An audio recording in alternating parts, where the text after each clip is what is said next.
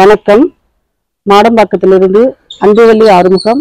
இன்று விஷ நாராயண மூலிகை பற்றி உங்களுக்கு காட்ட விரும்புகிறேன். இந்த மூலிகையின் பெயர் விஷ நாராயண மூலிகை. இது நம்ம உடம்புல இருக்கிற ஏதாவது பூச்சிகள்லாம் கடிச்சு விஷமா இருந்தா, உடம்புல பாம்பு கடிச்சு கூட சிலருக்கு விஷம் இருக்கும். அந்த விஷத்தை எடுப்பதற்கு இந்த விஷ நாராயண மூலிகை.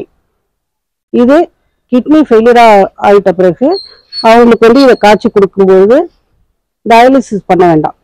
இந்த மூலிகையை குடிச்சிட்டு வந்தாலே அந்த கிரியேட்டின் அளவு சரியாக இருக்கும். ரத்தம் சுத்தமாகும், கிட்னி நல்லா ஃபங்க்ஷன் ஆகும். இப்பொழுது இந்த மூலிகை இந்த இலையை பறித்து ஒரு தேநீர் செய்து காட்ட விரும்புகிறேன். இந்த இலைகளை பறிச்சு இந்த மாதிரி காய்ச்சி குடிச்சா கிட்னிக்கு ரொம்ப நல்லது. இப்பொழுது இந்த இலைகளை கழுவிட்டு நம்ம இந்த பாத்திரத்துல சேர்த்து தண்ணீர் ஊற்றி காய்ச்ச வேண்டும். இதை ஒரு தேநீரா குடிச்சிட்டு வந்தாலே கிட்னி ரொம்ப நல்லா ஃபங்க்ஷன் ஆகும்.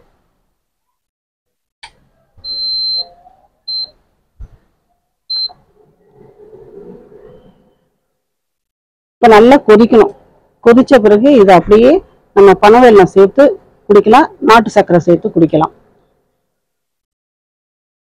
இப்ப நல்லா மூலிகை நல்லா கொதிச்சிருச்சு. அதுல நாட்டு சர்க்கரை போட்டு இப்பொழுது நன்றாக கொதித்து விட்டது. இப்பொழுது வடிகட்டலாம்.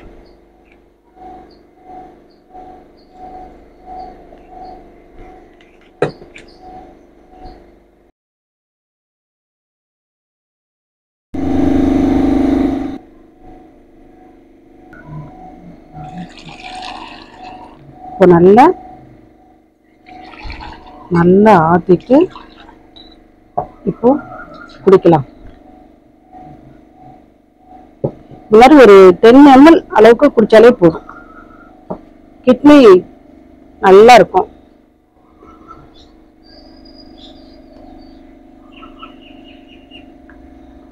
பத்து நாள்ல கிட்னி ஃபங்க்ஷன் நல்லா இருக்கும்.